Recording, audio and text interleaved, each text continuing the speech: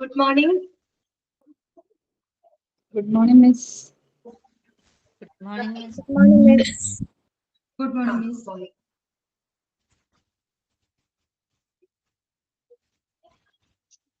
Okay. എല്ലാവർക്കും good morning.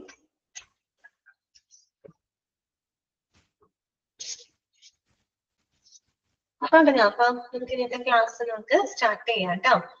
അപ്പൊ കഴിഞ്ഞ ക്ലാസ്സില് നമ്മള് പറഞ്ഞത് ക്വാളിറ്റി അഷുറൻസിന്റെ എന്താണ് കീ പെർഫോമൻസ് ഇൻഡിക്കേറ്റേഴ്സ് അല്ലെ, ഓരോ ഡിപ്പാർട്ട്മെന്റുമായിട്ട് ബന്ധപ്പെട്ട് വരുന്ന കീ പെർഫോമൻസ് ഇൻഡിക്കേറ്റേഴ്സ് ആണ് നമ്മൾ ഡിസ്കസ് ചെയ്തുകൊണ്ടിരുന്നത്. ഓക്കെ, അപ്പൊ ഇന്നലെ എടുത്തവരെയുള്ള ഭാഗങ്ങളൊക്കെ വായിച്ചൊക്കെ നോക്കിയോ? നിങ്ങളുടെ എല്ലാവരും വായിച്ചു നോക്കിയോ?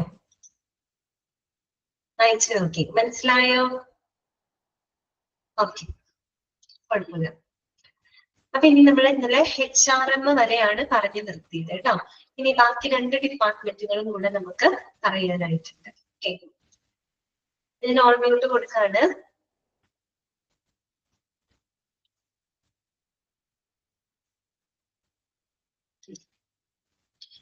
നെക്സ്റ്റ് നമുക്ക് നോക്കാനുള്ള ഡിപ്പാർട്ട്മെന്റ് ഡിസ്ചാർജ് സമ്മറി കേട്ടോ. അതായത് ഡിസ്ചാർജ് സമ്മറിയുമായിട്ട് ബന്ധപ്പെട്ട് വരുന്ന കീ പെർഫോമൻസ് ഇൻഡിക്കേറ്റർ ഏതൊക്കെയാണ്?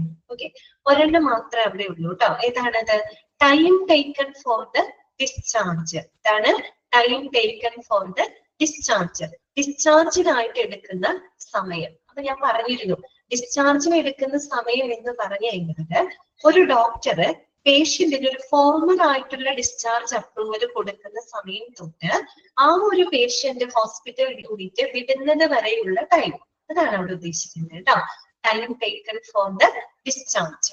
ഓക്കെ, അടുത്തത് എന്താണ്? 11ാമത്തെയാണ് മെയിന്റനൻസ് ഡിപ്പാർട്ട്മെന്റ് കേട്ടോ. മെയിന്റനൻസ് ഡിപ്പാർട്ട്മെന്റുമായിട്ട് ബന്ധപ്പെട്ട് വരുന്ന കീ പെർഫോമൻസ് ഇൻഡിക്കേറ്റേഴ്സ് എന്തൊക്കെയാണ്? ഒന്നാമത്തത് എന്താണ്? ഈ 2 പോയിന്റുകളും നമ്മൾ അവിടെ പറയാത്ത പോയിന്റുകളാണ് കേട്ടോ. അപ്പൊ അതൊന്ന് ശ്രദ്ധിക്കാം. ഒന്നാമത്തേതാണ് critical equipment breakdown time. ഇതാണ് critical equipment breakdown time. ബ്രാക്കറ്റിൽ പറയുന്നുണ്ട് ബയോമെഡിക്കൽ എക്യുപ്മെന്റ്, അതുപോലെ തന്നെ ജനറൽ എക്യുപ്മെന്റ്. അപ്പോ എന്താണ് ക്രിട്ടിക്കൽ എക്യുപ്മെന്റ് എന്ന് പറഞ്ഞു കഴിഞ്ഞാൽ? Critical equipment breakdown time എന്നാണ് പറഞ്ഞിരിക്കുന്നത്. ക്രിട്ടിക്കൽ എക്യുപ്മെന്റ് എന്ന് പറഞ്ഞാൽ എന്താ ഉദ്ദേശിക്കുന്നത്? അതായത് ഒരു മെഡിക്കൽ പ്രൊസീജിയറിന് വേണ്ടിയിട്ട് ഏറ്റവും അത്യാവശ്യമായിട്ടുള്ള എക്യുപ്മെന്റ്സ്. അതാണ് എന്ത് ക്രിട്ടിക്കൽ എക്യുപ്മെന്റ് എന്ന് പറയുന്നത്. എന്നുവെച്ചാൽ ഒരു മെഡിക്കൽ പ്രൊസീജിയേഴ്സ് അല്ലെങ്കിൽ എന്തെങ്കിലും മെഡിക്കൽ ട്രീറ്റ്മെന്റോ മറ്റുള്ള പ്രൊസീജിയേഴ്സ് ഒക്കെ നൽകുന്നതിനായിട്ട് ഏറ്റവും അത്യാവശ്യമായിട്ടുള്ള എക്യുപ്മെന്റ്സുകൾ, മെഡിക്കൽ ഡിവൈസസ്.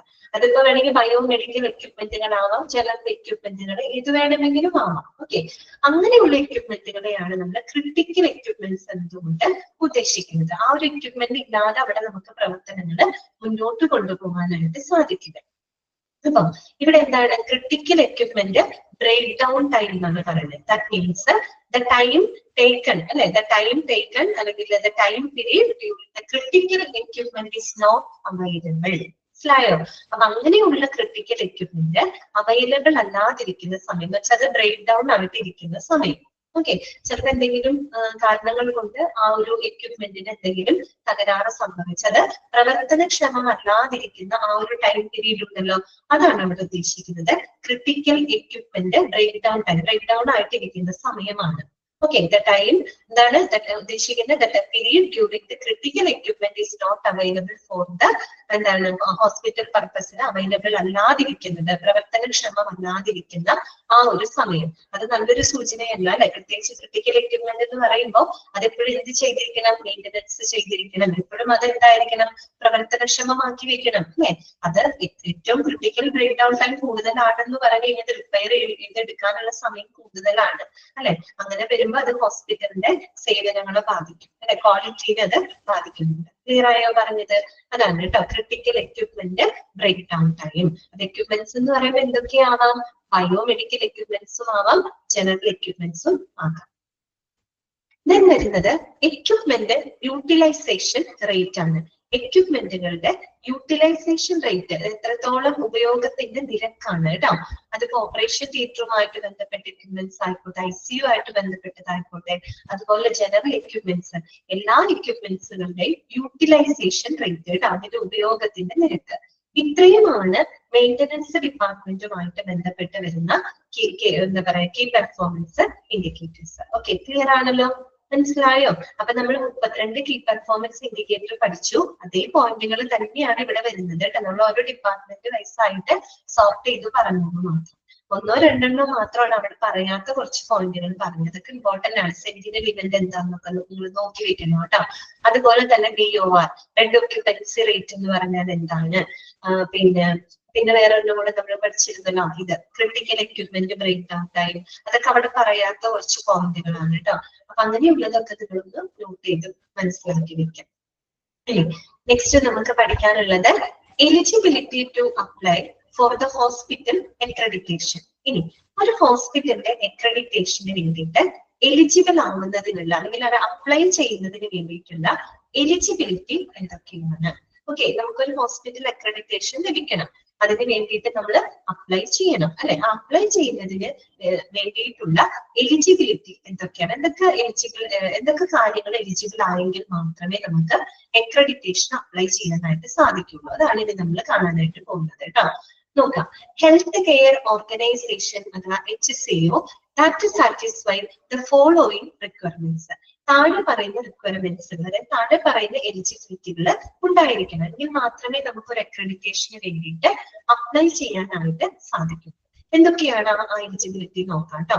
ഒന്നാമത്തെ പോയിന്റ് ഇതാണ് പറയുന്നത്, currently in operation as a healthcare provider, it should be above 50 beds, since hospital below 50 beds will come under SHCO standards. അത് നമ്മൾ നേരത്തെ പഠിച്ചൊരു കാര്യമാണ്. അതായത് NABH ഹോസ്പിറ്റൽസ് രണ്ടായിട്ട് ഡിവൈഡ് ചെയ്തിരുന്നു അല്ലെ? രണ്ടെണ്ണം നമ്മൾ പറഞ്ഞത് HCO ഉണ്ട്, HCO health care organisation with more than 50 beds അല്ലെ, അങ്ങനെ പറഞ്ഞു. പിന്നെ SHCO small health care organisation എന്താണ് വിത്ത് ബെഡ്സ് ലെസ് ദാൻ 50 ബെഡ്സ്. അങ്ങനെ നമ്മൾ രണ്ടായിട്ട് ഡിവൈഡ് ചെയ്തില്ലേ? ആ കാര്യമാണ് ഇവിടെ പറഞ്ഞിരിക്കുന്നത്. അതായത് 50 ബെഡുകളിൽ കൂടുതലുള്ള ഹോസ്പിറ്റലുകളാണെങ്കിൽ അത് HCO സ്റ്റാൻഡേർഡുകളാണ് ഫോളോ ചെയ്യുന്നത്. മനസ്സിലായോ? അപ്പൊ ഓരോന്നിനും അതിൻ്റെതായ സ്റ്റാൻഡേർഡുകളാണ് ഫോളോ ചെയ്യേണ്ടത്. അപ്പൊ 50 ബെഡുകളിൽ കൂടുതലുള്ള ഹോസ്പിറ്റൽ ആണെങ്കിൽ അവർ ഏത് സ്റ്റാൻഡേർഡുകളാണ് ഫോളോ ചെയ്യേണ്ടത്? HCO സ്റ്റാൻഡേർഡുകളാണ് ഫോളോ ചെയ്യുന്നത്. അതോടൊപ്പം തന്നെ 50 ബെഡുകളിൽ കുറവുള്ള ഹോസ്പിറ്റൽ ആണെന്ന് ഇരിക്കട്ടെ, സ്മോൾ ഹോസ്പിറ്റൽസ് ആണെങ്കിൽ അവർ ഫോളോ ചെയ്യുന്നതാണെങ്കിലോ SHCO സ്റ്റാൻഡേർഡുകളാണ് അവർ ഫോളോ ചെയ്യുന്നത്. അങ്ങനെ ഉണ്ടെങ്കിൽ മാത്രം, അത് കൃത്യമായിട്ട് ഫോളോ ചെയ്തെങ്കിൽ മാത്രമേ അവർക്ക് എന്ത് ചെയ്യാൻ പറ്റുള്ളൂ? അക്രഡിറ്റേഷൻ അപ്ലൈ ചെയ്യാനുള്ള എലിജിബിൾ ആവുകയുള്ളൂ. ഓക്കെ, അതാണ് ഒന്നാമത്തെ കണ്ടീഷൻ. ക്ലിയർ ആണല്ലോ പറഞ്ഞത്? മനസ്സിലായോ? ഒന്നാമത്തെ എലിജിബിലിറ്റി. ഓക്കെ, രണ്ടാമത്തെ പോയിന്റ് നോക്കിയേ. The hospital has the minimum volume of patients which will evaluate കട്ടായി കൊടുക്കുക. Okay, the hospital has the minimum volume of patients which will evaluate the quality of care given to the patients, which is presently 30%. ആ 30% എന്നുള്ളത് നിങ്ങളൊന്ന് just underline ചെയ്ത് വെക്കാം. എന്താണ് അവിടെ പറഞ്ഞതെന്ന് വെച്ച് കഴിഞ്ഞാല്, നമ്മള് പേഷ്യൻസിന് കൊടുക്കുന്ന ആ ഒരു പരിചരണത്തിന്റെ ഗുണമേന്മ അല്ല, ക്വാളിറ്റി ഓഫ് കെയർ, അത് മെഷർ ചെയ്യുന്നതിന് വേണ്ടിയിട്ട് ഒരു ഹോസ്പിറ്റലില് മിനിമം ഉണ്ടായിരിക്കേണ്ട പേഷ്യൻസുകളുടെ എണ്ണമാണ് അതിലൂടെ പറയുന്നത്. എത്ര പെർസെന്റേജ് ഉണ്ടാവുന്ന പറഞ്ഞത്? 30%. അതായത് നമ്മൾ പേഷ്യൻസിന് കൊടുക്കുന്ന പരിചരണത്തിന്റെ ക്വാളിറ്റി കൃത്യമായിട്ട് ഇവാലുവേറ്റ് ചെയ്യണമെങ്കിൽ കുറഞ്ഞത് 30% പേഷ്യൻസ് ഉള്ള ഒരു ഹോസ്പിറ്റൽ ആയിരിക്കും. എന്ന് പറഞ്ഞാല് ഒരു 30% പേഷ്യൻസ് വരുന്ന ഹോസ്പിറ്റലിന് മാത്രമേ എന്ത് ചെയ്യാനായിട്ട് പറ്റുള്ളൂ? അക്രഡിറ്റേഷന് വേണ്ടിയിട്ട് അപ്ലൈ ചെയ്യാനായിട്ട് സാധിക്കുള്ളൂ. ഓക്കെ, SHCO എന്താണ്? ഇത്രയും ക്ലാസ് കഴിഞ്ഞിട്ട് മനസ്സിലായില്ലേ? SHCO എന്ന് പറഞ്ഞാൽ എന്താണ്? Small health care organisation. ഇതൊക്കെ നമ്മള് ക്ലാസ്സിൽ പറഞ്ഞതാണല്ലോ, വായിച്ചു നോക്കിയില്ലേ? NABHന്റെ 2 ഡിവിഷൻസ് പറഞ്ഞില്ലേ? SHCO small health care organisation, 50 ബെഡുകളിൽ കുറവുള്ള ഹോസ്പിറ്റലുകള്. ഓക്കെ, അപ്പൊ നോക്കാം, ഇവിടെ പറഞ്ഞ കാര്യം നിങ്ങൾക്ക് മനസ്സിലായാലും കുറഞ്ഞത് ഒരു പേഷ്യൻസിന് കൊടുക്കുന്ന പരിചരണം ആ ഒരു ക്വാളിറ്റി നമുക്ക് ഇവാലുവേറ്റ് ചെയ്യണമെങ്കിൽ മിനിമം ആ ഹോസ്പിറ്റൽ ഒരു 30% പേഷ്യൻസുകൾ ഉണ്ടായിരിക്കണം. വേറൊരു രീതിയിൽ പറഞ്ഞാല് 30% വോള്യം ഉള്ള ഹോസ്പിറ്റലുകൾക്ക് മാത്രമേ എന്ത് ചെയ്യാനായിട്ട് പറ്റുള്ളൂ, ഹോസ്പിറ്റൽ അക്രഡിറ്റേഷന് വേണ്ടിയിട്ട് അപ്ലൈ ചെയ്യാനായിട്ട് പറ്റുള്ളൂ. അത്രയെങ്കിലും പേഷ്യൻസ് ഉണ്ടായിരിക്കണം, അങ്ങനെ വരുന്ന ഹോസ്പിറ്റൽ ആയിരിക്കണം. ഓക്കെ, ക്ലിയർ ആണല്ലോ. രണ്ടാമത്തെ പോയിന്റ്. മൂന്നാമത്തെ പോയിന്റ് ഇതാണ് പറയുന്നത്, organization that commits to abide by NABH standards and applicable legal, statutory or regulatory requirements. അതുകൂടാണ്ട് ഈ പറയുന്ന ഓർഗനൈസേഷൻ ഹോസ്പിറ്റല് NABH സ്റ്റാൻഡേർഡുകളും അതുപോലെ തന്നെ എല്ലാവിധ ലീഗൽ റെഗുലേറ്ററി റിക്വയർമെന്റ്സുകളും അവരവിടെ പാലിച്ചിരിക്കണം. മനസ്സിലായോ? എല്ലാ NABH സ്റ്റാൻഡേർഡുകളും അവര് ഫോളോ ചെയ്തിട്ടുണ്ടാവണം, അത് ഇംപ്ലിമെന്റ് ചെയ്തിട്ടുണ്ടായിരിക്കണം, എങ്കിലേ അവർക്ക് എലിജിബിലിറ്റി ഉണ്ടാവുള്ളൂ. അതോടൊപ്പം തന്നെ ആ ഒരു ഹോസ്പിറ്റലിലെ എല്ലാവിധ ലീഗൽ റെഗുലേറ്ററി റിക്വയർമെന്റ്സുകളും പാലിച്ചിരിക്കണം.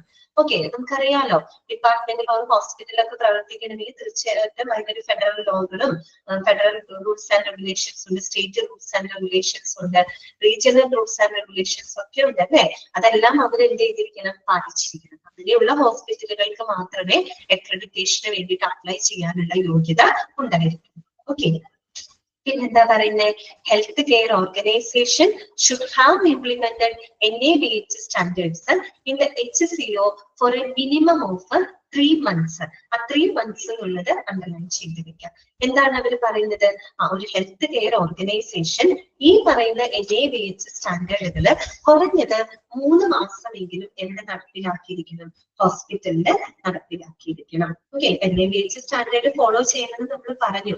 എത്ര നാളത്തേക്കാണ് കുറഞ്ഞതാണ് അവർ പറഞ്ഞത്, കുറഞ്ഞതൊരു 3 മാസമെങ്കിലും NABH സ്റ്റാൻഡേർഡുകള് അവര് ഇംപ്ലിമെന്റ് ചെയ്തിരിക്കണം. അങ്ങനെയുള്ള ഹോസ്പിറ്റലുകൾക്ക് മാത്രമേ എന്തിന് അപ്ലൈ ചെയ്യാനുള്ള എലിജിബിലിറ്റി ഉണ്ടാവുള്ളൂ, അക്രഡിറ്റേഷൻ അപ്ലൈ ചെയ്യാനുള്ള എലിജിബിലിറ്റി ഉണ്ടായിരിക്കും. ഓക്കെ, ക്ലിയർ ആയോ പറഞ്ഞത്? 4 കണ്ടീഷൻസ് മനസ്സിലായോ? ഒന്നാമത്തെ നമ്മൾ എന്താ പറഞ്ഞത്, 50 ബെഡെങ്കിലും കൂടുതലുള്ള HCO ഓർഗനൈസേഷൻ ആണെങ്കിൽ അത് HCO സ്റ്റാൻഡേർഡുകളാണ് ഫോളോ ചെയ്യുന്നത്.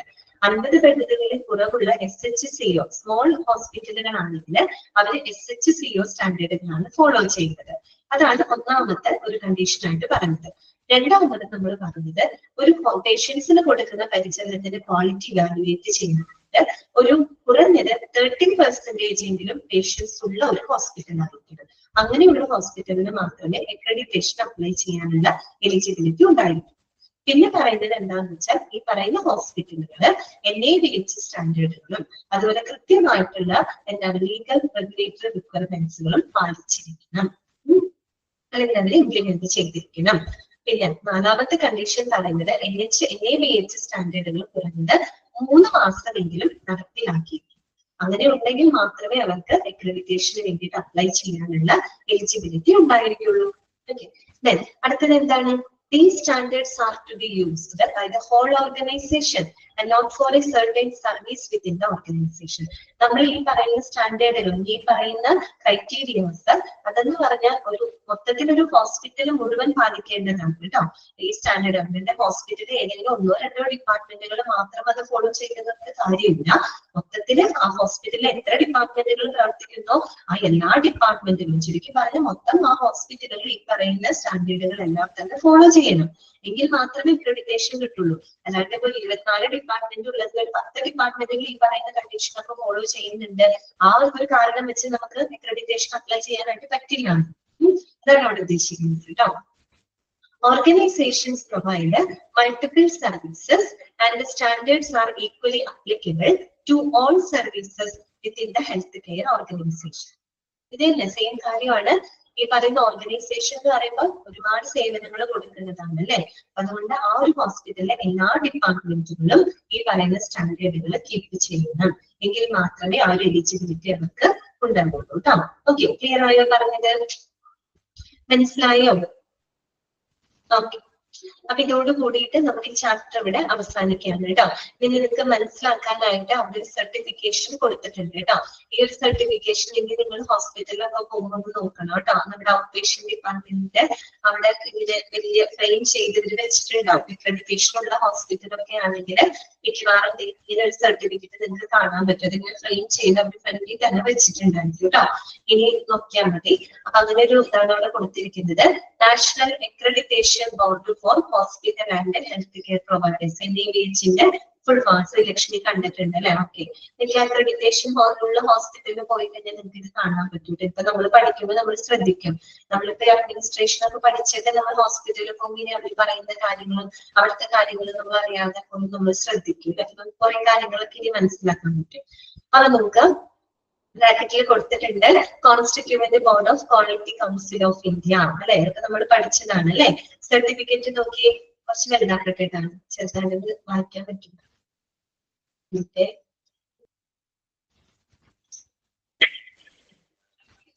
ഇത് ഒരു സർട്ടിഫിക്കറ്റ് ആണ് കേട്ടോ. നോക്കി ഏത് ഹോസ്പിറ്റലിലാണ് നോക്കി?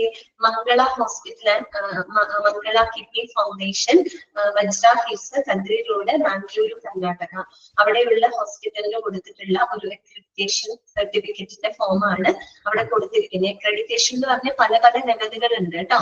അതായത് പ്രീ അക്രഡിറ്റേഷൻ ലെവലുണ്ട്, എൻട്രി ലെവലുണ്ട്, അതുപോലെ പ്രോഗ്രസീവ് ലെവലുണ്ട്, ഫൈനൽ അക്രഡിറ്റേഷൻ ലെവലുണ്ട്. അപ്പൊ ഈ ഏരോ പോയിരിക്കുന്നത് എൻട്രി ലെവലിലോട്ടാണ്. എൻട്രി ലെവൽ അക്രഡിറ്റേഷൻ മാത്രമാണ് ഇവർക്ക് ലഭിച്ചിരിക്കുന്നത് കേട്ടോ. അതിന്റെ അടുത്തത് കുറച്ചും കൂടെ കഴിഞ്ഞ് കഴിഞ്ഞാൽ പ്രോഗ്രസീവ് ലെവൽ കിട്ടും. പിന്നെ ഏറ്റവും അഡ്വാൻസ്ഡ് ആയിട്ടുള്ള അക്രഡിറ്റേഷൻ കിട്ടും. ഇവർക്ക് കിട്ടിയിരിക്കുന്നത് എൻട്രി ലെവൽ അക്രഡിറ്റേഷൻ ആണ് കേട്ടോ. ജസ്റ്റ് ഒന്ന് വായിച്ചു നോക്കിയാൽ നമുക്ക് കാണാൻ പറ്റും. Has been assessed and found to comply with NABH pre accreditation entry level hospital requirements. This certificate is valid for the scope as specified in the annexure subject to continued compliance with the entry level requirements. Okay, validity ഒക്കെ എഴുതിയിട്ടുണ്ട്. പിന്നെ chief executive ഓഫീസറുടെ signature മറ്റുമൊക്കെ നിങ്ങൾക്ക് കാണാനായിട്ട് സാധിക്കും. Okay, ഇതാണ് ഒരു NABH-ന്റെ അക്രഡിറ്റേഷൻ സർട്ടിഫിക്കറ്റിന്റെ ഒരു മോഡൽ നിങ്ങൾക്ക് അറിയാൻ വേണ്ടിയിട്ടുണ്ട് കൊടുത്തിരിക്കുന്നത് കേട്ടോ. ഓക്കെ, ഇതോട് കൂടിയിട്ട് നമ്മുടെ ഈ ഒരു ചാപ്റ്റർ ഇവിടെ അവസാനിക്കുകയാണ് കേട്ടോ. അപ്പൊ ഈ ഒരു ചാപ്റ്റർ കുറച്ച് ബുദ്ധിമുട്ടാണ്, ഇച്ചിരി ബോറിംഗ് ആയിട്ടുള്ള ഒരു ചാപ്റ്റർ ആണ്. എങ്കിലും ഇപ്പൊ പഠിച്ചു വന്നപ്പോ കുഴപ്പമൊന്നുമില്ലല്ലോ, എളുപ്പമല്ലേ നിങ്ങൾക്ക്? ഓക്കെ, അപ്പൊ നമ്മളിൽ പഠിച്ച കാര്യങ്ങളൊക്കെ ഓർക്കാം കേട്ടോ. Quality assurance, quality control, quality improvement, quality certification, total quality management, ഇങ്ങനെയുള്ള ടെർമുകളൊക്കെ നമ്മളിവിടെ പരിചയപ്പെട്ടിട്ടുണ്ട് കേട്ടോ. ഓക്കെ, പിന്നെ നമ്മള് ക്വാളിറ്റി എക്സിക്യൂട്ടീവ് മാനേജറുടെ റെസ്പോൺസിബിലിറ്റി എന്തൊക്കെയാണ്, പിന്നെ അക്രഡിറ്റേഷൻ എന്ന് പറഞ്ഞാൽ എന്താണ് അല്ലെ, അക്രഡിറ്റേഷൻ കൊണ്ടുള്ള ബെനിഫിറ്റുകൾ എന്തൊക്കെയാണ്, കീ പെർഫോമൻസ് ഇൻഡിക്കേറ്റേഴ്സ് 32 നമ്മൾ പഠിച്ചു. കുറെ കൂടെ ഡീറ്റെയിൽ ആയിട്ട് ഫോർമുല അടക്കം നിങ്ങൾ ക്വാളിറ്റി മാനേജ്മെന്റിനകത്ത് പഠിക്കും കേട്ടോ.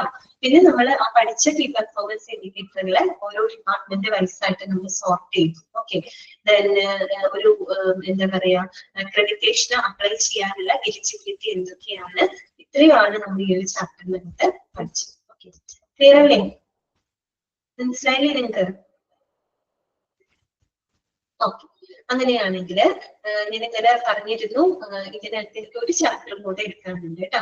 ഹോസ്പിറ്റൽ അഡ്മിനിസ്ട്രേഷൻ എന്ന് പറയുന്ന ചെറിയൊരു ചാപ്റ്റർ ആണ്. അതവിടെ നിൽക്കട്ടെ, അത് നമുക്ക് ലാസ്റ്റത്തേക്ക് നമുക്ക് വെക്കാം. കാര്യം കുറച്ച് വലിയ വലിയ ചാപ്റ്ററുകൾ ഫസ്റ്റ് നമുക്ക് എടുത്ത് തീർക്കാൻ ഓർത്തിട്ടാണ് കേട്ടോ. അതുകൊണ്ട് ഞാൻ 4ാമത്തെ മൊഡ്യൂളിലേക്ക് കടക്കുകയാണ്. 4ാമത്തെ മൊഡ്യൂളിലെ 1ാമത്തെ ചാപ്റ്റർ മെഡിക്കൽ ഇൻഷുറൻസ് എന്ന് പറയുന്ന ഒരു ചാപ്റ്റർ ഇന്ന് നമുക്ക് തുടങ്ങാം കേട്ടോ. ഓക്കെ, എത്ര വലിയ ചാപ്റ്റർ ആണ്. പിന്നെ ഓവർവ്യൂ എന്നൊക്കെ പറയുന്ന ഒരു ചാപ്റ്റർ ഉണ്ട്, അത് അത്യാവശ്യം വലിയൊരു ചാപ്റ്റർ ആണ്. അപ്പൊ അതൊക്കെ നമുക്ക് ആദ്യം തീർത്തു വെച്ച് കഴിഞ്ഞാല് ബാക്കി ഈ പറയുന്ന ഹോസ്പിറ്റൽ അഡ്മിനിസ്ട്രേഷൻ, പിന്നെ 4th മൊഡ്യൂൾ തന്നെ റെസ്പോൺസിബിലിറ്റീസ് ഓഫ് ഹോസ്പിറ്റൽ അഡ്മിനിസ്ട്രേഷൻ എന്നൊരു ചാപ്റ്റർ വരുന്നുണ്ട്. അതൊക്കെ നമുക്ക് കുഴപ്പമില്ലാത്ത ചാപ്റ്റർ എന്ന് വെച്ചാൽ ഒരുപാട് എന്താ പറയുക വായിച്ച് മനസ്സിലാക്കി പോകാവുന്ന കാര്യങ്ങളെ എളുപ്പമാണ്. അപ്പൊ അത് നമുക്ക് ലാസ്റ്റത്തേക്ക് വെക്കാം കേട്ടോ. അപ്പൊ വലിയ വലിയ ചാപ്റ്ററുകൾ നമുക്ക് വേഗം എടുത്ത് തീർക്കാം, അതുകൊണ്ടാണ്. അപ്പൊ 4ാമത്തെ മൊഡ്യൂളിലെ 1ാമത്തെ ചാപ്റ്റർ കേട്ടോ. ചാപ്റ്ററിന്റെ പേര് നോട്ട് ചെയ്ത് വെക്കാം, മെഡിക്കൽ ഇൻഷുറൻസ് കേട്ടോ. ഈ പേര് കേൾക്കുമ്പോൾ കുഴപ്പമൊന്നുമില്ല, എളുപ്പമുള്ള ചാപ്റ്റർ ആണ് കേട്ടോ, വളരെ എളുപ്പമുള്ള ചാപ്റ്റർ ആണ് മെഡിക്കൽ ഇൻഷുറൻസ്. ഓക്കെ, അപ്പം നമ്മൾക്ക് എന്താ പറയാ ഹെൽത്ത് ഇൻഷുറൻസ്, നമ്മുടെ ക്ലാസ്സിൽ ഹെൽത്ത് ഇൻഷുറൻസ് പോളിസി എടുത്തിട്ടുള്ള ആളുകൾ ആരൊക്കെയുണ്ട്? ഹെൽത്ത് ഇൻഷുറൻസ് പോളിസി എടുത്തവരൊക്കെ ഉണ്ടോ? ഉണ്ടോ? എടുത്തിട്ടുണ്ട്. ഓക്കെ, നല്ല കാര്യമാണ്. അങ്ങനെ ഒരു ഹെൽത്ത് ഇൻഷുറൻസ് പോളിസി എടുക്കുക എന്ന് പറഞ്ഞേ. അല്ല, ഹീര എടുത്തിട്ടുണ്ട് അല്ലെ, ശ്രുതി എടുത്തിട്ടുണ്ട്, ആഷിലൊക്കെ എടുത്തിട്ടുണ്ട് അല്ലെ. നല്ലതാണ്. അപ്പൊ നമ്മള് മെഡിക്കൽ ഇൻഷുറൻസിനെ പറ്റിയിട്ട് വളരെ ഡീറ്റെയിൽഡ് ആയിട്ട് തന്നെ നമ്മൾ ഈ ഒരു ചാപ്റ്ററിനകത്ത് പഠിക്കുന്നുണ്ട് കേട്ടോ. ഇൻഷുറൻസ്, മെഡിക്കൽ ഇൻഷുറൻസ് എന്താണ്, പിന്നെ അതിന്റെ ബെനിഫിറ്റുകൾ എന്തൊക്കെയാണ്, പിന്നെ നമുക്കൊരു 3 ഇൻഷുറൻസ് സ്കീമുകളെ പറ്റിയിട്ട് പഠിക്കാനുണ്ട് കേട്ടോ. ESI പറ്റി പഠിക്കാനുണ്ട്, ഡീറ്റെയിൽ ആയിട്ട് തന്നെ പഠിക്കാനുണ്ട്. അതുപോലെ CGHS എന്ന് പറഞ്ഞിട്ടൊരു central government health insurance scheme ഉണ്ട്, അതിനെ പറ്റി പഠിക്കാനുണ്ട്. അതുപോലെ തന്നെ RSBY, അതായത് രാഷ്ട്രീയ സ്വാസ്ഥ്യ ബീമാ യോജന എന്ന് പറഞ്ഞിട്ട് ഈ BPL ഫാമിലീസിനും അതുപോലെ തന്നെ ഈ എന്താ പറയാ അൺഓർഗനൈസ്ഡ് തൊഴിലാളികൾക്കൊക്കെ കൊടുക്കുന്ന ഒരു ഹെൽത്ത് ഇൻഷുറൻസ് സ്കീമുണ്ട്. ഈ 3 സ്കീമുകളെ പറ്റിയിട്ട് നമ്മൾ ഈ ചാപ്റ്ററിനകത്ത് വളരെയധികം ഡീറ്റെയിൽഡ് ആയിട്ട് തന്നെ പഠിക്കുന്നുണ്ട്. അതാണ് മെയിൻ ആയിട്ട് നമുക്ക് പഠിക്കാനുള്ളത്. പിന്നെ ജനറൽ ആയിട്ട് ഇൻഷുറൻസ് എന്താണ്, ഇൻഷുറൻസിന്റെ ബെനിഫിറ്റുകള്, പിന്നെ അതിന്റെ വെയിറ്റിംഗ് പീരീഡ് വരുന്ന കണ്ടീഷൻസുകള്, അതൊക്കെയാണ് ഈ ചാപ്റ്ററിനകത്ത് വരുന്നത് കേട്ടോ. പഠിച്ചു വരുമ്പോൾ വളരെ ഈസി ആയിട്ടുള്ള ഒരു ചാപ്റ്റർ ആണ് കേട്ടോ. ശരി, ഇമ്പോർട്ടന്റ് ആയിട്ടുള്ള ഒരു ചാപ്റ്റർ കൂടിയാണ്. കാരണം ഒരുപാട് ക്വസ്റ്റ്യൻസുകൾ ഈ ചാപ്റ്ററിന്റെ ബേസ് ചെയ്തിട്ട് വരാറുണ്ട് കേട്ടോ. ഓക്കെ, അപ്പൊ നമുക്ക് പഠിക്കാം. First medical insurance. അപ്പൊ ഈ മെഡിക്കൽ ഇൻഷുറൻസ് പഠിക്കുന്നതിന് മുൻപായിട്ട് നമുക്ക് ആദ്യം കുറെ ടേംസുകൾ പരിചയപ്പെടണം. കുറെ ടേംസുകൾ നിങ്ങൾക്ക് അറിയാവുന്നതാണ്. ഓക്കെ, നമ്മളല്ലാതെ ഇൻഷുറൻസ് ഒക്കെ എടുത്തിട്ടുള്ള ആളുകൾ ഉണ്ടായിരിക്കുമല്ലോ. അപ്പൊ ഈ പറയുന്ന ചില ടേംസുകൾ ആദ്യം നമുക്ക് പഠിച്ചു വെക്കണം. ഓക്കെ, അത് പഠിച്ചിട്ട് വേണം നമ്മൾ അതിലേക്ക് കടക്കാനായിട്ട്. ഓക്കെ, അപ്പൊ ആദ്യം കുറച്ച് ടേംസുകൾ പരിചയപ്പെടണം കേട്ടോ. ഒന്നാമത്തത് നമ്മൾ പഠിക്കുന്നത് ടേംസില് ഹെൽത്ത് ഇൻഷുറൻസ്. എന്താണ് ഹെൽത്ത് ഇൻഷുറൻസ്? ഓക്കെ, നോക്കാം കേട്ടോ. Health insurance means your medical expenses caused by the diseases and accidents. Okay, underline ചെയ്ത് വെക്കാം. അറിയാലോ എന്താണ് ഹെൽത്ത് ഇൻഷുറൻസ് എന്ന് പറഞ്ഞു കഴിഞ്ഞാല് നമുക്ക് അസുഖം മൂലം അതിന്റെ ആക്സിഡന്റ് മൂലം ഒക്കെ ഉണ്ടാകുന്ന മെഡിക്കൽ എക്സ്പെൻസുകളെ മീറ്റ് ചെയ്യാനായിട്ട് നമ്മളെ സഹായിക്കുന്നത് എന്താണ്? ഹെൽത്ത് ഇൻഷുറൻസ് ആണ് അല്ലെ.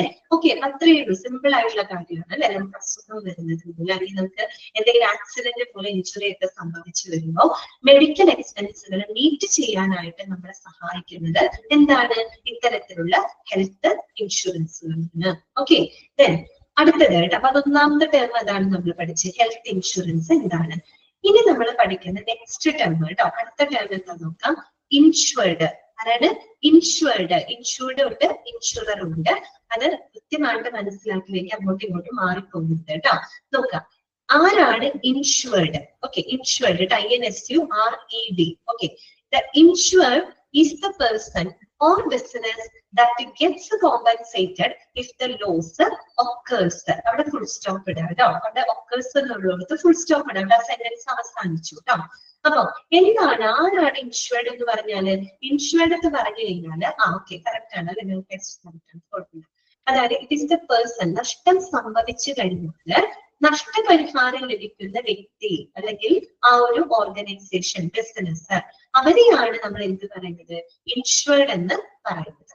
ഓക്കെ, ആരാണ് ഇൻഷുർഡ് എന്ന് പറഞ്ഞു കഴിഞ്ഞാല് നഷ്ടം സംഭവിച്ചു കഴിഞ്ഞാല് നഷ്ടപരിഹാരം ലഭിക്കുന്ന വ്യക്തി ആരാണോ അല്ലെങ്കിൽ നഷ്ടപരിഹാരം ലഭിക്കുന്ന ഒരു ഓർഗനൈസേഷൻ, ബിസിനസ്, അവരെയാണ് നമ്മൾ എന്ത് പറയുന്നത്? ഇൻഷുർഡ് എന്ന് പറയുന്നത്. ചുരുക്കി പറഞ്ഞാല് ഇൻഷുർഡ് ആരാണ്? പോളിസി ഹോൾഡർ ആണ്. പോളിസി എടുത്തിട്ടുള്ള ആളാണ്. അയാൾക്കല്ലേ നഷ്ടം സംഭവിച്ച നഷ്ടപരിഹാരം ലഭിക്കുന്നത് അയാൾക്കല്ലേ. അപ്പൊ ഇൻഷുർഡ് എന്ന് പറഞ്ഞാൽ ആരാണ്? പോളിസി ഹോൾഡർ ആണ്. ഓക്കെ, അതൊന്ന് അണ്ടർലൈൻ ചെയ്ത് വെക്കുക കേട്ടോ. Insured is the person or business that gets compensated if the loss occurs. Second term പഠിച്ചു കേട്ടോ. നെക്സ്റ്റ് മൂന്നാമത്തെ നമ്മൾ പഠിക്കുന്നത് ഇൻഷുറർ ആരാണെന്നാണ് കേട്ടോ. Insurer, okay, INSURER. ആരാണ് ഇൻഷുറർ എന്ന് പറഞ്ഞു കഴിഞ്ഞാല് ഇവിടെ നിന്ന് സ്റ്റാർട്ട് ചെയ്യാം കേട്ടോ. Insurer is the company that agrees to pay the compensation. കൊടുക്കുന്ന ആൾ. അതന്നെ, വെരി ഗുഡ്, കറക്റ്റ് ആണ് ശ്രീലക്ഷ്മി. അതായത് കമ്പനിയാണ് അല്ലെ. ഇൻഷുറൻസ് എന്ന് പറഞ്ഞാൽ ആരാണ്? ഇൻഷുറൻസ് കമ്പനിയാണ് അല്ലെ. കമ്പനിയല്ലേ നഷ്ടപരിഹാരം അവർക്ക് കൊടുക്കുന്നത്. So it is the company that agrees to pay the compensation. നഷ്ടപരിഹാരത്തിനായിട്ടുള്ള തുക കൊടുക്കുന്ന വ്യക്തി ആരാണോ അല്ലെങ്കിൽ ആ കമ്പനി, വ്യക്തിയല്ല ഒരു കമ്പനിയാണ് അല്ലെ, ആ കമ്പനിയെയാണ് നമ്മൾ എന്ത് പറയുന്നത്? ഇൻഷുറർ എന്ന് പറയുന്നത്. ഇൻഷുറർ എന്ന് പറഞ്ഞാൽ ഇൻഷുറൻസ് കമ്പനി. ഇൻഷുർഡ് എന്ന് പറഞ്ഞാൽ ആരാണ്? Policy holder. ഓക്കെ, ഇത്രയും ടേംസുകൾ നിങ്ങൾക്ക് ക്ലിയർ ആണല്ലോ, മനസ്സിലായി. ഇതൊക്കെ നിങ്ങൾക്ക് അറിയാവുന്ന കാര്യങ്ങളാണ് കേട്ടോ.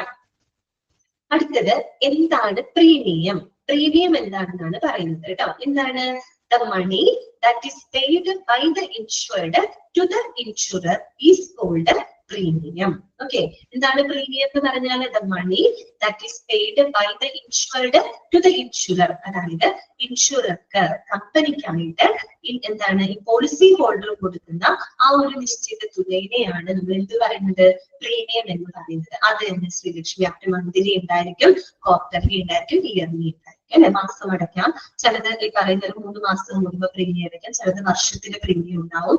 അപ്പൊ ആ അടയ്ക്കുന്ന തുക ആരാർക്ക് കൊടുക്കുന്നതാണ്, ആ ഇൻഷുർഡ് ആയിട്ടുള്ള വ്യക്തി, ദാറ്റ് മീൻസ് പോളിസി ഹോൾഡർ ഇൻഷുറർക്ക് കമ്പനിക്ക് കൊടുക്കുന്ന ആ ഒരു നിശ്ചിത തുകയുണ്ടല്ലോ, അതിനെയാണ് നമ്മൾ എന്ത് പറയുന്നത്, പ്രീമിയം എന്ന് പറയുന്നത്. ഓക്കെ, അടുത്തത് എന്താണ് ഹെൽത്ത് ഇൻഷുറൻസ് പോളിസി. ഓക്കെ, എന്താണ് ഹെൽത്ത് ഇൻഷുറൻസ് പോളിസി. പോളിസി എന്ന് പറയുന്നത് എന്താണ്, ഇറ്റ് ഈസ് എൻ എഗ്രിമെന്റ്, അതൊരു കരാറാണ് ശരിക്കും അല്ലെ.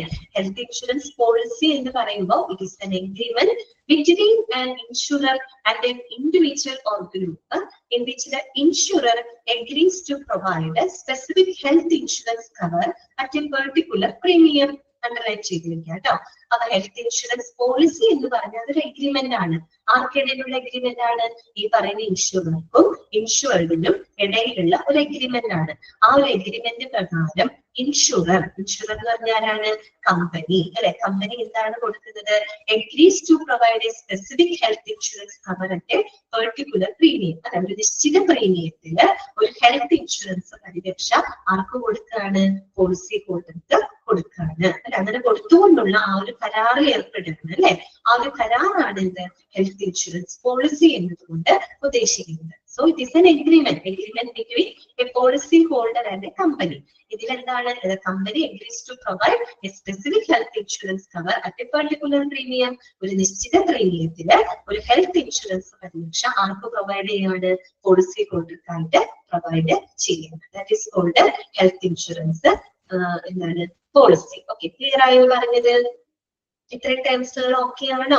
ഹെൽത്ത് ഇൻഷുറൻസ് എന്താണ്, ഇൻഷുർഡ് ആരാണ്, ഇൻഷുറർ ആരാണ്, പ്രീമിയം എന്താണ്, ഹെൽത്ത് ഇൻഷുറൻസ് പോളിസി. 5 കാര്യങ്ങൾ കിട്ടിയല്ലോ നിങ്ങൾക്ക്. ഇനി നെക്സ്റ്റ് ടേമിലേക്ക് നമ്മൾ കടക്കാണ്, ക്ലെയിം അല്ലെ. എന്താണ് ക്ലെയിം എന്ന് പറയുന്നത്? നമ്മൾ പറയില്ലേ ക്ലെയിം ചെയ്യുക. ക്ലെയിം ചെയ്യാന്ന് വെച്ചാൽ എന്താണ്, നമ്മൾ റിക്വസ്റ്റ് ചെയ്യാണ്, നമ്മുടെ അവകാശം നമ്മൾ ഉന്നയിക്കുകയാണ് അല്ലെ. അതാണ് നമ്മൾ ക്ലെയിം എന്ന് പറയുന്നത് അല്ലെ. ക്ലെയിം ചെയ്യാണ്.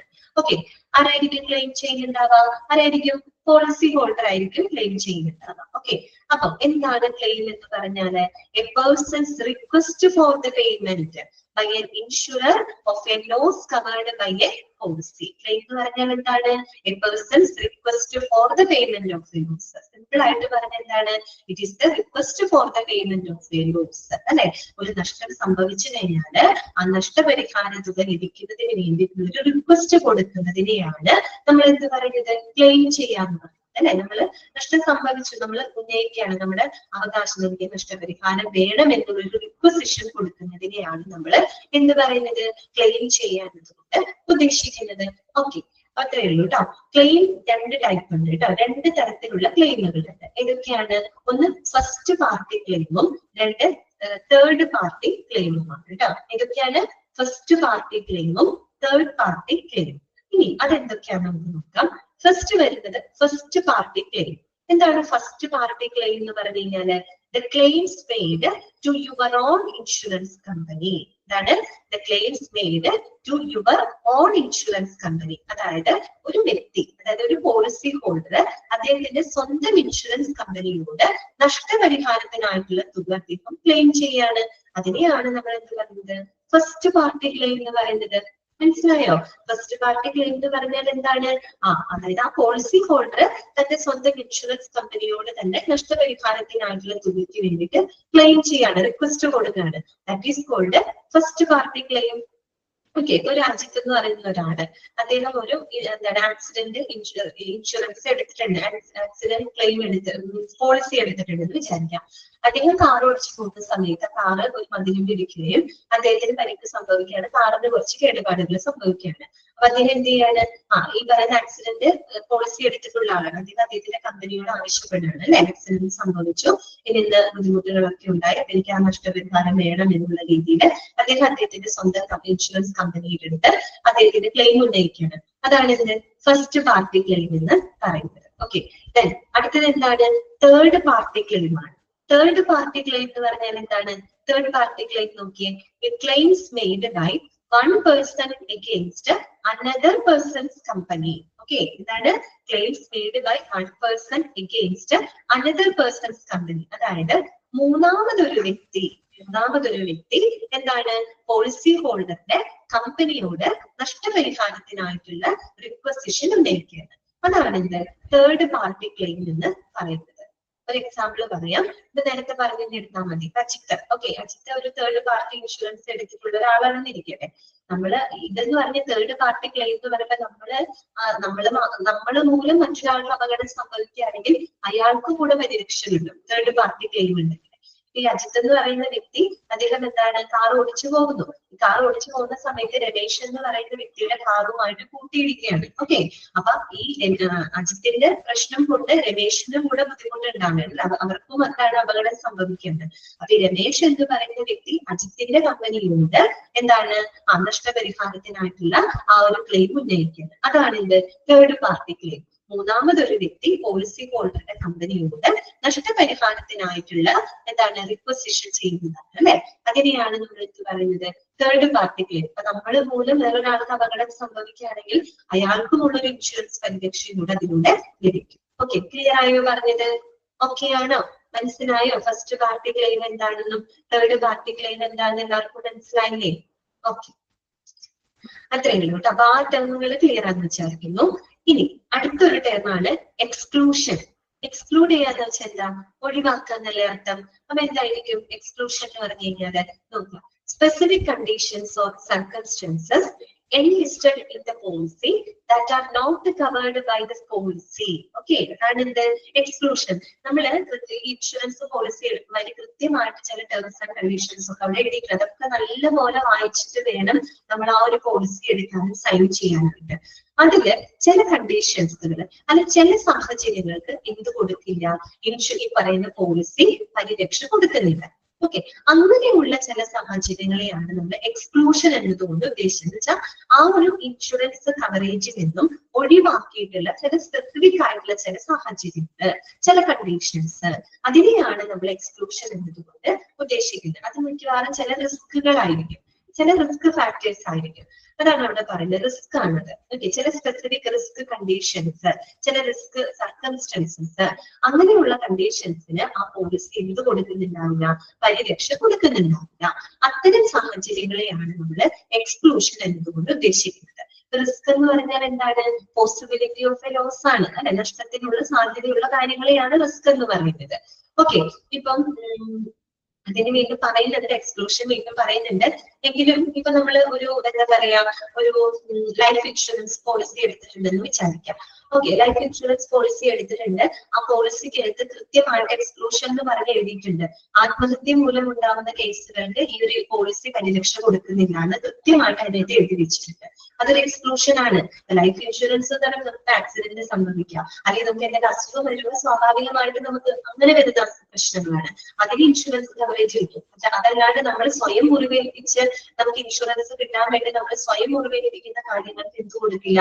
പരിരക്ഷ കൊടുക്കില്ല. അതങ്ങനെ പ്രത്യേക ഒരു എക്സ്ക്ലൂഷൻ എന്ന് പറഞ്ഞവരവിടെ എഴുതും. ഓക്കെ, അങ്ങനെയുള്ളതൊന്നും ഓർത്താൽ മതി. മനസ്സിലായോ പറഞ്ഞത്? ക്ലിയർ ആയോ? എക്സ്ക്ലൂഷൻ എന്താണെന്ന് മനസ്സിലായോ? ഓക്കെ അല്ലേ? അപ്പൊ അത്രയും ടേമുകൾ നിങ്ങൾക്ക് ക്ലിയർ ആയല്ലോ? ഓക്കെ ആണല്ലോ? ഇനി നമുക്ക് അടുത്തത് പഠിക്കാനുള്ളത് ഹെൽത്ത് ഇൻഷുറൻസും മെഡിക്ലെയിം ഇൻഷുറൻസും. രണ്ടും കേൾക്കുമ്പോൾ ഏകദേശം ഒരുപോലെ നമുക്ക് തോന്നുന്നുണ്ട്, അല്ലെ? രണ്ടും എന്ത് തന്നെയാണ്? ഹെൽത്ത് ഇൻഷുറൻസ് തന്നെ രണ്ട് ഡിഫറെന്റ് ടൈപ്പ് ആയിട്ടുള്ള, ഡിഫറെന്റ് ടൈപ്പ് എന്നല്ല, രണ്ട് ടൈപ്പ് ഓഫ് എന്താ പറയാ ഇൻഷുറൻസുകളാണ് കേട്ടോ. പിന്നെ എന്താണ് അതിന്റെ കവറേജ്, അതിന്റെ ബെനിഫിറ്റിലൊക്കെ ചെറിയ വ്യത്യാസങ്ങളുണ്ട്. ഓക്കെ, ഇത്രയേ ഉള്ളൂ. അപ്പൊ ഹെൽത്ത് ഇൻഷുറൻസ് എന്ന് കേൾക്കുമ്പോഴും മെഡിക്ലെയിം ഇൻഷുറൻസ് കേൾക്കുമ്പോൾ നമുക്ക് കേൾക്കുന്ന രണ്ടും ഒരുപോലെ തന്നെയാണ്, അല്ലെ? പക്ഷെ ചെറിയൊരു വ്യത്യാസങ്ങളുണ്ട് കേട്ടോ. അതാണ് നിങ്ങൾ അവിടെ മനസ്സിലാക്കേണ്ടത്. അപ്പോ എന്താണ് ഹെൽത്ത് ഇൻഷുറൻസ് കേട്ടോ? ഓക്കെ, ഹെൽത്ത് ഇൻഷുറൻസ് എന്ന് പറഞ്ഞാല് it is A type of insurance coverage that covers the cost of an insured individual's medical and surgical expenses. കൃത്യമായിട്ട് അണ്ടർലൈൻ ചെയ്തിരിക്കുക കേട്ടോ. എന്താണ് പറയുന്നത്? ഇൻഷുർഡ് ഇൻഡിവിജ്വൽ, അതായത് പോളിസി ഹോൾഡർ അല്ലെ, ഇൻഷുർഡ് വ്യക്തിയുടെ മെഡിക്കൽ അതുപോലെ തന്നെ സർജിക്കൽ ചെലവുകൾക്കൊക്കെ ഉള്ള കവറേജ് അല്ലെ, അതിനുള്ള പരിരക്ഷ കൊടുക്കുന്ന ഒരു ടൈപ്പ് ഓഫ് ഇൻഷുറൻസ് ആണ് ഇത് ഹെൽത്ത് ഇൻഷുറൻസ് എന്ന് പറയുന്നത്. ഓക്കെ, നമുക്ക് അറിയാവുന്നതാണ് അല്ലെ, ഇൻഷുർഡ് ആയിട്ടുള്ള വ്യക്തിക്ക് അവരുടെ മെഡിക്കൽ സർജിക്കൽ ചെലവുകൾക്കുള്ള കവറേജ് കൊടുക്കുന്ന ഇൻഷുറൻസ് ആണ് എന്ത് ഹെൽത്ത് ഇൻഷുറൻസ് എന്ന് പറയുന്നത്. ഓക്കെ, ക്ലിയർ ആണല്ലോ. ഇനി അടുത്ത നോക്കാം, മെഡിക്ലെയിം ഇൻഷുറൻസ്. എന്താണ് മെഡിക്ലെയിം ഇൻഷുറൻസ് എന്ന് പറഞ്ഞു കഴിഞ്ഞാല് it is a cover which looks after the hospitalisation expenses based on a maximum sum insured of the insured with regard to the following situations. അതായത് insure ചെയ്തിട്ടുള്ള വ്യക്തിയുടെ മാക്സിമം തുകയിനെ, പരമാവധി തുകയെ അടിസ്ഥാനപ്പെടുത്തിക്കൊണ്ട് അവർക്ക് വേണ്ട ഹോസ്പിറ്റലൈസേഷൻ ചെലവുകളൊക്കെ എന്താണ് കവർ ചെയ്തു പോകുന്ന ഇൻഷുറൻസിനെയാണ് മെഡിക്ലെയിം ഇൻഷുറൻസ് എന്ന് പറയുന്നത്. അതിന് ചില പ്രത്യേക സാഹചര്യങ്ങൾ അവർ പറയുന്നത്. എങ്ങനെയുള്ള സാഹചര്യങ്ങളിലാണ് ഇത്തരം മെഡിക്ലെയിം ഇൻഷുറൻസുകൾ പ്രൊവൈഡ് ചെയ്യുന്നത് നോക്കാം. സിറ്റുവേഷൻസ് ഒന്ന് നോട്ട് ചെയ്തിരിക്കാം. ഒന്ന്, in the event of A sudden illness, പെട്ടെന്ന് ഒരു അസുഖം ഉണ്ടാകുന്ന സമയത്ത്, സഡൻ ഇൽനെസ് കേട്ടോ, പെട്ടെന്ന് ഒരു അസുഖം ഉണ്ടാകുമ്പോൾ. അതുപോലെ in the event of an accident കേട്ടോ, ആക്സിഡന്റ് ഉണ്ടാകുന്ന സിറ്റുവേഷനിൽ. അതുപോലെ in case of any surgery required in respect of any disease which has arisen during the policy period. അതായത് പോളിസി എടുത്തിട്ടുള്ള കാലയളവില് എന്തെങ്കിലും പെട്ടെന്ന് അസുഖം മൂലം ഇമ്മീഡിയറ്റ് ആയിട്ടൊരു സർജറി ഒക്കെ വേണ്ടി വരികയാണെങ്കിൽ അത്തരം സാഹചര്യങ്ങളിലൊക്കെ നമുക്ക് എന്ത് കിട്ടും? മെഡിക്ലെയിം ഇൻഷുറൻസ് ലഭിക്കും. ഓക്കെ, അപ്പൊ നോക്കാം, മെഡിക്ലെയിം ഇൻഷുറൻസ് എന്ന് പറഞ്ഞു കഴിഞ്ഞാലും ഹോസ്പിറ്റലൈസേഷൻ എക്സ്പെൻസിനുള്ള കവറേജ് തന്നെയാണ് കൊടുക്കുന്നത്. പക്ഷെ എങ്ങനെയുള്ള സാഹചര്യങ്ങളിലാണെന്ന് പ്രത്യേകം അവർ എടുത്തു പറഞ്ഞിട്ടുണ്ട്. പെട്ടെന്നൊരു അസുഖം വരുന്ന സമയത്ത്, അല്ലെങ്കിൽ പെട്ടെന്നൊരു അപകടം ഉണ്ടായി കഴിഞ്ഞിട്ട്, അതുപോലെ ആ ഒരു പോളിസി എടുക്കുന്ന സമയത്ത് ഉണ്ടായിട്ടുള്ള അസുഖത്തിന്റെ ഭാഗമായിട്ട് എന്തെങ്കിലും ഒരു ഇമ്മീഡിയറ്റ് സർജറി വേണ്ടി വരുന്ന സാഹചര്യത്തിലൊക്കെയാണ് നമുക്ക് ഇത്തരത്തിലുള്ള ഹോസ്പിറ്റലൈസേഷൻ എക്സ്പെൻസ് ഒക്കെ തരുന്ന ഇൻഷുറൻസ് ആണ് മെഡിക്ലെയിം ഇൻഷുറൻസ് എന്ന് പറയുന്നത്. അപ്പോ ഈ ഹെൽത്ത് ഇൻഷുറൻസും മെഡിക്ലെയിം ഇൻഷുറൻസും തമ്മിൽ പിന്നെ എന്താണ് ഒരു വ്യത്യാസം? അതായത് ഹെൽത്ത് ഇൻഷുറൻസ് എന്ന് പറയുന്നത് കുറെ കൂടെ ബ്രോഡർ ആയിട്ടുള്ള ഒരു കവറേജ് കൊടുക്കുന്നുണ്ട്. നമ്മൾ ആദ്യം പറഞ്ഞ ഹെൽത്ത് ഇൻഷുറൻസ് ഉണ്ടല്ലോ, അതെന്ന് പറയുമ്പോൾ കുറെ കൂടെ വൈഡ് ആയിട്ടുള്ള ഒരു കവറേജ് ആണ് പേഷ്യൻസിന് കൊടുക്കുന്നത്. എന്ന് പറഞ്ഞു കഴിഞ്ഞാല് അവിടെ വേറെ കണ്ടീഷൻസ് ഒന്നും അവർ പറയുന്നില്ല. ഇപ്പൊ ഈ രണ്ടാമത്തെ മെഡിക്ലെയിം പോലെ പെട്ടെന്ന് അസുഖം ഉണ്ടായ, അല്ലെങ്കിൽ പെട്ടെന്ന് ആക്സിഡന്റ് സംഭവിച്ച, അങ്ങനെയുള്ള കണ്ടീഷൻസ് ഒന്നും അവരോട് പറയുന്നില്ല. അവിടെ എന്ന് പറയുമ്പോൾ പ്രീ ഹോസ്പിറ്റലൈസേഷൻ എക്സ്പെൻസും ഹോസ്പിറ്റലൈസേഷൻ എക്സ്പെൻസും പോസ്റ്റ് ഹോസ്പിറ്റലൈസേഷൻ എക്സ്പെൻസ് എല്ലാത്തിനുള്ള കവറേജ് ഏതിൽ കൊടുക്കുന്നുണ്ട്? ഹെൽത്ത് ഇൻഷുറൻസിനകത്ത് കൊടുക്കുന്നുണ്ട്. എന്ന് പറഞ്ഞാല് കുറെ കൂടെ ബ്രോഡർ ആയിട്ടുള്ള ഒരു കവറേജ് ആണ് ഹെൽത്ത് ഇൻഷുറൻസിലൂടെ ലഭിക്കുന്നത്. അതേസമയം നിങ്ങൾ നോക്കിയേ, മെഡിക്ലെയിം ഇൻഷുറൻസ് എന്ന് പറയുമ്പോൾ അവർ ആ സാഹചര്യങ്ങളിലാണ് അവർ ആ ഇൻഷുറൻസ് കവറേജ് കൊടുക്കുന്നത് അല്ലെ. ഹോസ്പിറ്റലൈസേഷൻ എക്സ്പെൻസ് കൊടുക്കുന്നുണ്ട്, പക്ഷെ എന്താണ്, പെട്ടെന്ന് അസുഖം വന്ന് ഹോസ്പിറ്റലിൽ അഡ്മിറ്റ് ആയി, അല്ലെങ്കിൽ പെട്ടെന്ന് ഒരു ആക്സിഡന്റ് സംഭവിച്ചു, അല്ലെങ്കിൽ പോളിസി എടുത്ത സമയത്ത് അസുഖത്തെ തുടർന്ന് ഒരു ഇമ്മീഡിയറ്റ് സർജറി വേണ്ടി വരുന്നു, അങ്ങനെയുള്ള സാഹചര്യങ്ങളിലുള്ള ഹോസ്പിറ്റലൈസേഷൻ എക്സ്പെൻസ് ആണ്. അത് കുറെ കൂടെ അതത്ര ബ്രോഡ് എന്ന് നമുക്ക് പറയാൻ പറ്റില്ല. കുറച്ചുകൂടെ ചുരുങ്ങിയ രീതിയിലുള്ള ഒരു കവറേജ് മാത്രമാണ് മെഡിക്ലെയിം ഇൻഷുറൻസ് പ്രൊവൈഡ് ചെയ്യുന്നത്. അപ്പൊ വ്യത്യാസം മനസ്സിലായി നിങ്ങൾക്ക്? ഓക്കെ ആണോ? ക്ലിയർ ആയോ പറഞ്ഞത്? ഓക്കെ അല്ലേ? അപ്പൊ ഇത്രയുള്ളൂ. ടേംസുകളൊക്കെ നമ്മൾ പഠിച്ചു കഴിഞ്ഞു. ഹെൽത്ത് ഇൻഷുറൻസ് എന്ന് പറഞ്ഞാൽ എന്താണ്? ഒരു ആക്സിഡന്റ്, അസുഖം മൂലം ഉണ്ടാകുന്ന മെഡിക്കൽ എക്സ്പെൻസ് നമ്മൾ മീറ്റ് ചെയ്യാൻ സഹായിക്കുന്നത് എന്താണോ അതാണ് ഹെൽത്ത് ഇൻഷുറൻസ്. പിന്നെ ആരാണ് ഇൻഷുർഡ് എന്ന് പറഞ്ഞാൽ? ഇൻഷുർഡ് എന്ന് കേട്ട് കഴിഞ്ഞാൽ അത് പോളിസി ഹോൾഡറാണ്. നഷ്ടം സംഭവിച്ചാൽ നഷ്ടപരിഹാരം ലഭിക്കുന്ന വ്യക്തി. ഓക്കെ, ആരാണ് ഇൻഷുറർ എന്ന് പറഞ്ഞാല്? ഇൻഷുറർ എന്ന് പറഞ്ഞാൽ കമ്പനിയാണ്, നഷ്ടപരിഹാരം കൊടുക്കുന്ന കമ്പനി. That is called insurer. പിന്നെ എന്താണ് പ്രീമിയം എന്ന് പറഞ്ഞാല്? ഒരു ഇൻഷുർഡ് പേഴ്സൺ ഇൻഷുറർക്ക് കൊടുക്കുന്ന ആ ഒരു നിശ്ചിത തുകയാണ് പ്രീമിയം എന്ന് പറയുന്നത്. Okay, then what is claim? Claim എന്ന് പറഞ്ഞാൽ എന്താണ്? It is the requisition for the payment of a loss. അതായത് നഷ്ടപരിഹാരത്തിന് വേണ്ടിയിട്ടുള്ള തുകയ്ക്ക് വേണ്ടി നമ്മൾ ഉന്നയിക്കുന്ന ആ ഒരു റിക്വസിഷൻ, അതിനെയാണ് നമ്മൾ ക്ലെയിം എന്ന് പറയുന്നത്. ഓക്കെ, രണ്ട് ടൈപ്പ് ഉണ്ട്. ഫസ്റ്റ് പാർട്ടി ക്ലെയിം ഉണ്ട്, തേർഡ് പാർട്ടി ക്ലെയിം ഉണ്ട്. ഫസ്റ്റ് പാർട്ടി ക്ലെയിം എന്ന് പറഞ്ഞാൽ എന്താണ്? അതായത് പോളിസി ഹോൾഡർ എന്ത് ചെയ്യാണ്? സ്വന്തം കമ്പനിയോട് തന്നെ ക്ലെയിം ചെയ്യുന്നതാണ് first party claim. Third party claim എന്ന് പറഞ്ഞാൽ എന്താണ്? മൂന്നാമതൊരു വ്യക്തി പോളിസി ഹോൾഡറുടെ കമ്പനിയോട് നഷ്ടപരിഹാരത്തിനായിട്ടും റിക്വസിഷൻ നടത്തുന്നതാണ് തേർഡ് പാർട്ടി ക്ലെയിം. ഓക്കെ, മനസ്സിലായല്ലോ. എക്സ്ക്ലൂഷൻ എന്ന് പറഞ്ഞാൽ എന്താണ്? അതായത് ഒരു പോളിസിക്കകത്ത് അവര് കവറേജ് കൊടുക്കാത്ത, അതായത് പരിരക്ഷ കൊടുക്കാത്ത ചില സിറ്റുവേഷൻസ് ഉണ്ട്, ചില കണ്ടീഷൻസ് അവർ സ്പെസിഫൈ ചെയ്യുന്നുണ്ട്. അത്തരം സാഹചര്യങ്ങളിൽ അത്തരത്തിലുള്ള റിസ്ക് കണ്ടീഷൻസിനെയാണ് നമ്മൾ എക്സ്ക്ലൂഷൻ എന്നതുകൊണ്ട് ഉദ്ദേശിക്കുന്നത്.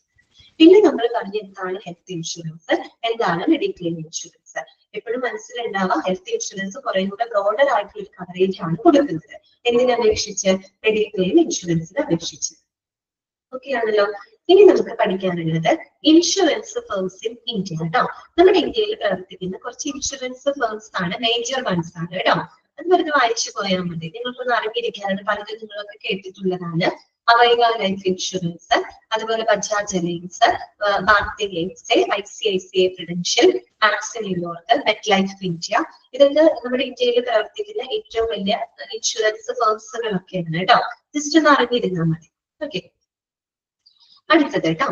നെക്സ്റ്റ് നമുക്ക് പഠിക്കാനായിട്ടുള്ളത് advantages of the health insurance scheme കേട്ടോ. ഇനി ഇങ്ങനൊരു ഹെൽത്ത് ഇൻഷുറൻസ് സ്കീം എടുത്തത് കൊണ്ടുള്ള അഡ്വാൻറ്റേജസ് അഥവാ ബെനിഫിറ്റുകൾ എന്തൊക്കെയാണ്? എന്തൊക്കെ ബെനിഫിറ്റുകളാണുള്ളത്? ഒന്നാമത്തെ പോയിന്റ് ശ്രദ്ധിക്കുക കേട്ടോ. Direct out of pocket payments resulting in financial crisis accessing the health care. Insurance coverage permits a poor patient to access highly costly health care service. നമുക്കറിയാവുന്ന കാര്യമാണ് അല്ലെ. അതായത് നമുക്കിപ്പോ ഒരു ഹെൽത്ത് കെയർ, നല്ലൊരു ആരോഗ്യ പരിചരണം, ഇത് നല്ലൊരു ഹെൽത്ത് ട്രീറ്റ്മെന്റ് ലഭിക്കാനായിട്ട് നമ്മുടെ കയ്യിൽ നിന്ന് പൈസ എടുത്ത് ചെലവാക്കുക എന്ന് പറയുന്നത് നമുക്ക് ഭയങ്കരമായിട്ടുള്ള ഫിനാൻഷ്യൽ ക്രൈസിസ് ആണ്. പെട്ടെന്ന് പറഞ്ഞാൽ നമ്മൾ എത്ര നമ്മൾ സമ്പാദിച്ചു വെച്ചിട്ടുണ്ടെങ്കിലും നമുക്കൊരു അസുഖം വന്നാൽ മതി അല്ലെ, അല്ലെങ്കിൽ ഒരു ഹോസ്പിറ്റൽ കേസ് വന്നു കഴിഞ്ഞാല് നമ്മുടെ പൈസ പോകുന്ന വഴി നമ്മൾ ഒരിക്കലും അറിയില്ല അല്ലെ. അങ്ങനൊരു ഇതുണ്ട്. അപ്പൊ അങ്ങനെയൊക്കെയുള്ള സിറ്റുവേഷനിൽ ഏറ്റവും നമ്മളെ ഹെൽപ്പ് ചെയ്യുന്നത് ഹെൽത്ത് ഇൻഷുറൻസ് സ്കീമുകളാണ് അല്ലെ. എന്ന് വെച്ച് കഴിഞ്ഞാൽ നമുക്കൊരു ഹെൽത്ത് ഇൻഷുറൻസ് ഒരു കേസ് വന്നു കഴിഞ്ഞാൽ നമ്മുടെ കയ്യിൽ നിന്ന് പൈസ എടുത്ത് ചെലവാക്കി നമുക്ക് സാമ്പത്തികമായിട്ട് ഭയങ്കരമായിട്ടൊരു ക്രൈസിസ് അനുഭവപ്പെടും. അപ്പൊ അങ്ങനെയുള്ള സിറ്റുവേഷൻസിൽ insurance coverage that permits a poor patient to access highly costly health care service. അപ്പൊ ഇത്തരത്തിലൊരു ഹെൽത്ത് ഇൻഷുറൻസ് എടുത്തിട്ടുള്ള ഒരു വ്യക്തിയാണെങ്കിൽ ഏതൊരു പാവപ്പെട്ടവനും ഏറ്റവും ക്വാളിറ്റി ഉള്ള ഹെൽത്ത് സർവീസ് വരെ അവർക്ക് എന്ത് ലഭിക്കും അല്ലെ. അതൊരു അഡ്വാൻറ്റേജ് അല്ലേ, ഒരു ബെനിഫിറ്റ് ആണ്. പിന്നെ രണ്ടാമത്തെ പോയിന്റ് എന്താ പറയുന്നത്? Costly health care services can send families to poverty. ഇത് തന്നെയാണ് അല്ലെ. വലിയ വലിയ എന്താ പറയാ ഹെൽത്ത് ട്രീറ്റ്മെന്റുകളൊക്കെ വേണ്ടി വന്നാല് സ്വാഭാവികമായിട്ട് നമ്മുടെ കുടുംബം തന്നെ എന്താണ് ദാരിദ്ര്യത്തിലോട്ട് പോകും അല്ലെ. ഹോസ്പിറ്റൽ കേസ് ഒക്കെ വന്ന വലിയ അസുഖങ്ങളൊക്കെ വന്നു കഴിഞ്ഞാൽ കഴിയും, അതോടുകൂടി തീരുമാനമാവും അല്ലെ. അപ്പൊ വളരെ ബുദ്ധിമുട്ടാവും. അപ്പൊ അങ്ങനെയുള്ള സിറ്റുവേഷനിലൊക്കെ medical insurance can avoid this situation അല്ലെ. മെഡിക്കൽ ഇൻഷുറൻസിലൂടെ നമുക്ക് അത്തരത്തിലുള്ള സിറ്റുവേഷന് കുറെയൊക്കെ നമുക്ക് എന്ത് ചെയ്യാൻ പറ്റും?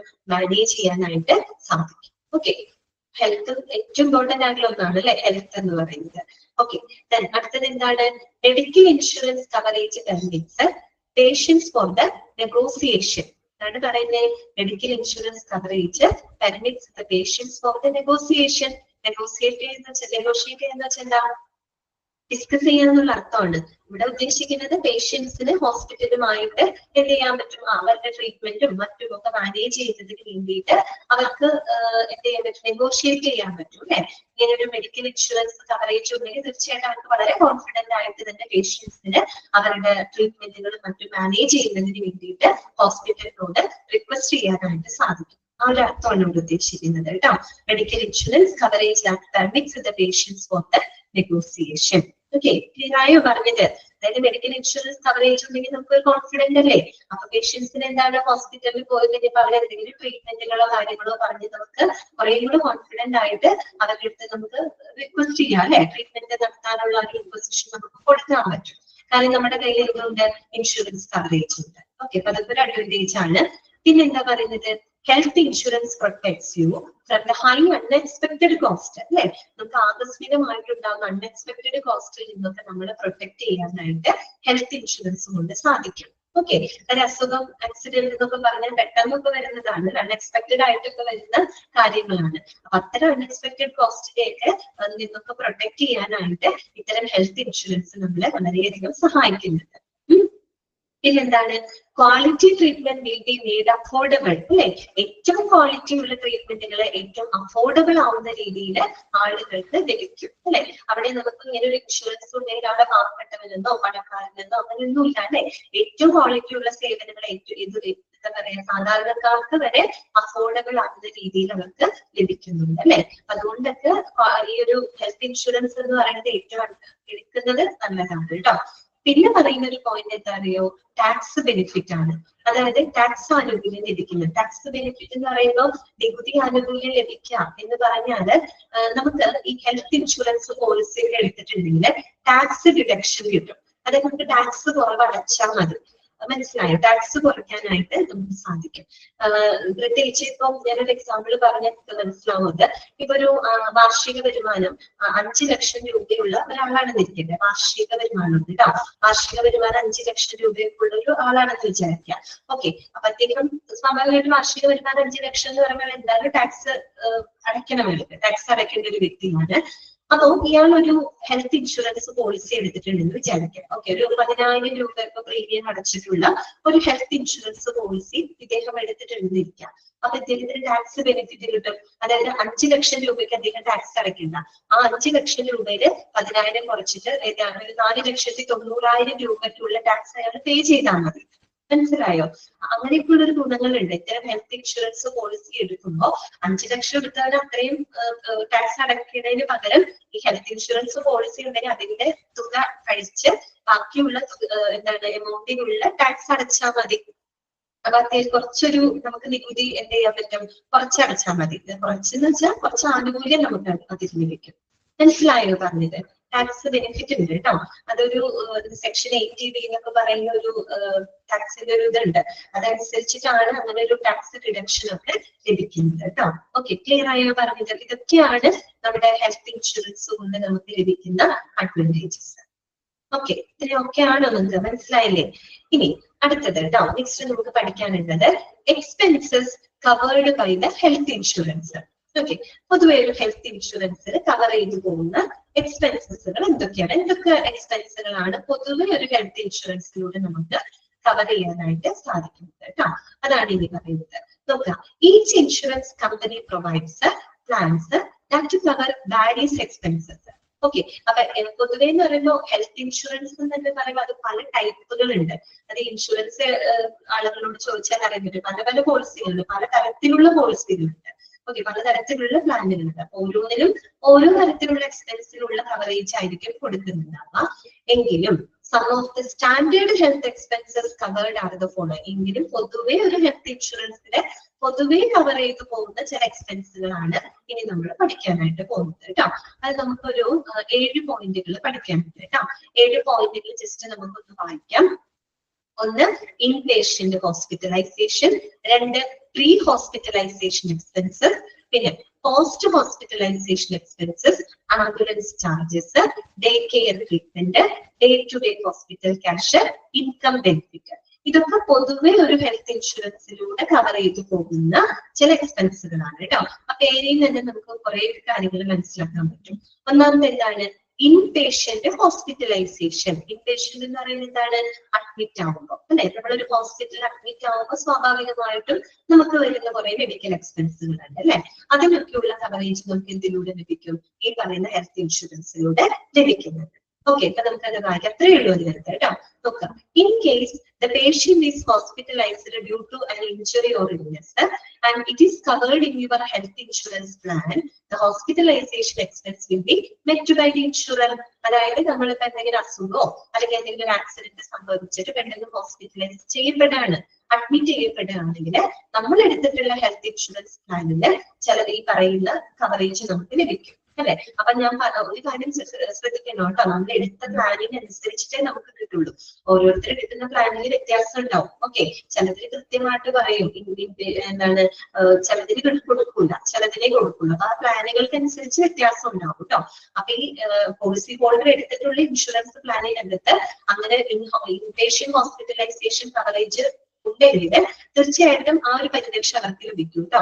അപ്പൊ എന്തൊക്കെ ലഭിക്കുന്ന റൂം റെന്റ്, ഇപ്പൊ ഹോസ്പിറ്റലൈസ് ചെയ്യപ്പെടുന്നത് റൂമിന് റെന്റ് കൊടുക്കേണ്ടി വരും. അപ്പൊ റൂം റെന്റ്, അതുപോലെ നഴ്സിംഗ് എക്സ്പെൻസസ്, ICUലാണെങ്കിൽ ICUവിന്റെ ചാർജസ്, ഡോക്ടർ കൺസൾട്ടേഷൻ, സർജറി എന്തെങ്കിലും പറഞ്ഞിട്ടുണ്ടെങ്കിൽ സർജറിയുടെ എക്സ്പെൻസസ്, പിന്നെ other cost like surgical tools, diagnostic material et cetera, അങ്ങനെയുള്ള മെഡിക്കൽ എക്സ്പെൻസുകൾക്കുള്ള കവറേജ് എന്തിലൂടെ ലഭിക്കും? ഈ ഒരു ഇൻഷുറൻസ് സ്കീമിലൂടെ ലഭിക്കും. ഓക്കെ, പറഞ്ഞു മനസ്സിലായോ? ഇൻപേഷ്യന്റ് ഹോസ്പിറ്റലൈസേഷൻ എന്ന് പറഞ്ഞാൽ വേറെ ഒന്നുമല്ല, നമ്മൾ അഡ്മിറ്റ് ചെയ്യപ്പെടുന്ന സമയത്ത് നമുക്ക് വരുന്ന ഈ പറയുന്ന room rent, nursing expense, ICU charges, doctor consultation, surgery, അങ്ങനെയുള്ളവർക്കുള്ള എന്താണ് പരിരക്ഷ ലഭിക്കുമെന്നാണ് പറയുന്നത് കേട്ടോ. ഓക്കെ, ക്ലിയർ ആണല്ലോ? ഓക്കെ അല്ലേ? ഓക്കെ, പിന്നെ വരുന്നുണ്ട് pre hospitalisation expenses. Pre hospitalisation എന്ന് പറഞ്ഞാൽ എന്താണ്?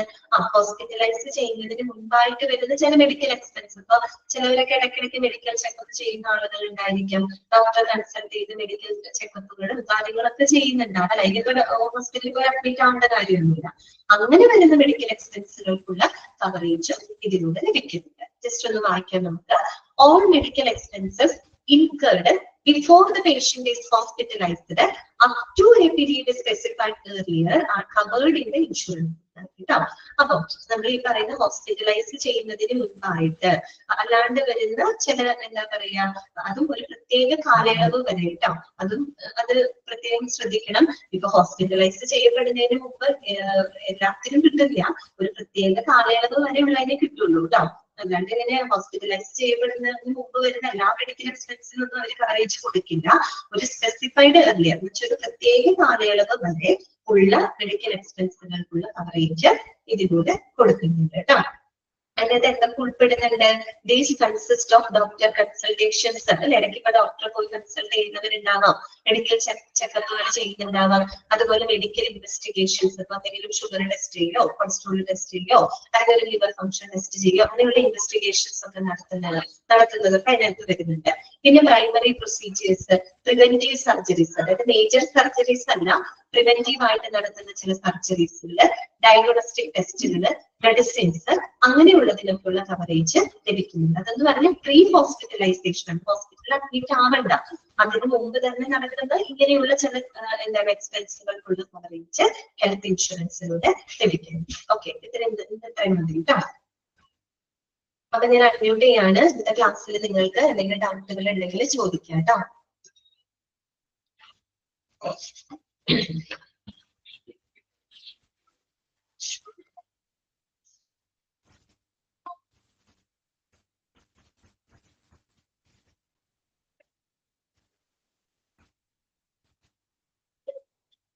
ഓക്കെ, വേറെ ഡൗട്ട്സ് ഒന്നും ഇല്ലാന്ന് വിചാരിക്കുന്നു. ആ ടേംസുകളൊക്കെ നിങ്ങൾ കൃത്യമായിട്ട് പഠിച്ചു വെക്കാം കേട്ടോ.